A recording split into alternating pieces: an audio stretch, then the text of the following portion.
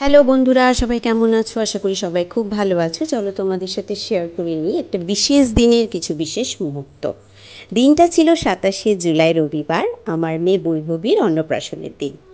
যদিও ঘরোয়াভাবে আয়োজন করা হয়েছিল, তবুও একটু ঘর না সাজালে ভালো লাগে বলো? তাই সবাই মিলে লেগে পড়লাম ঘর সাজাতে। আর দিকে বৈভবীর আম্মা আগের দিনের বিকেলের টিফিনে বানিয়েছিল গরম গরম ডিমের নিমকি। চায়ের সাথে যার স্বাদ একেবারে অনবদ্য। তোমাদেরও যদি জানতে ইচ্ছা করে এই রেসিপিটা কীভাবে আমরা বানিয়েছিলাম, তাহলে কিন্তু অবশ্যই তোমরা কমেন্ট সেকশনে আমাকে জানিও।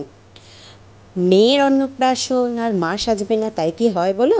তাই একটু সময় করে বসে পড়েছিলাম আলতা পরতে। যদিও সেভাবে আলতা পরা হয়ে ওঠে না আমার, তবে এই বিশেষ দিনগুলিতে কিন্তু আমি আলতা পরতে একদম ভুলি না। আমার বেশ ভালো লাগে। আলতা পরা কমপ্লিট, আমরা ডিনারও করে ফেলেছি। এবার বসে পড়লাম বাকি ইনকমপ্লিট কাজগুলো কমপ্লিট করতে। এই যে আমাকে দেখছো বেলুন ফোলাতে, বৈভবীর বাবা সব কাজ করে দিল, যে কাজটা একদম পছন্দ করে না সেটা হচ্ছে বেলুন ফোলানো। তাই আমি লেগে পড়লাম মেয়েকে সাথে নিয়ে। হ্যাঁ, আমার মেয়ে এমনিতেই একটু রাত জাগা পাখি, আর সেদিন তো তাকে জাগতেই হতো, যেহেতু তার স্পেশাল ডে পরের দিন। তাই নজর রাখছিল সবাই ঠিকঠাক কাজ করছে কিনা। যাই হোক, হাসি মজায় আমরা অনেক রাত ধরে ডেকোরেশন কমপ্লিট করলাম। রাত তখন 2:10, বৈভবীর বাবা সব ডেকোরেশন কমপ্লিট করলো। কিন্তু সারা দিন এত কাজের পর আমরা এতই টায়ার্ড হয়ে পড়েছিলাম যে ভালো করে ক্লিপ নেওয়া হয়নি। এটা ছিল বৈভবীর অন্নপ্রাশনের ফার্স্ট পার্ট।